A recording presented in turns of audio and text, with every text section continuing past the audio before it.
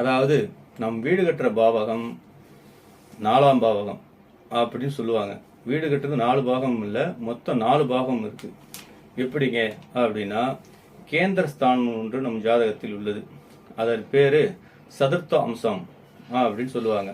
இந்த சதுர்த்த அம்சம் 4வது அம்சம் அப்படின்னு சொல்லுவாங்க. இந்த 4வது அம்சத்தில் தான் இந்த பூமியில் மொத்த பேர் வாழ்ந்து கொண்டு இருக்கிறவங்க மொத்த பேரும் இந்த சதுர்த்த அம்சத்தை நம்பிதான் வாழ்ந்து கொண்டு இருக்கிறார்கள்.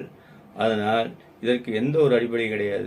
நம் ஜாதகத்தில் இந்த பூமியில் மொத்தம் எவ்வளவு பேர் இருக்கிறாங்களோ அவ்வளவு பேரும் இந்த சதுர்த்தாம்சத்தில் தான் தூங்கி கொண்டு இருக்கிறார்கள் அப்படிங்கிறது நிஜத்தரமான உண்மை.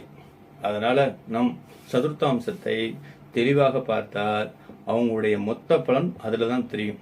எப்படிங்க அப்படிங்கிறது சின்ன ஒரு எக்ஸாம்பிள் வீடியோ சொல்றேன் பாருங்க.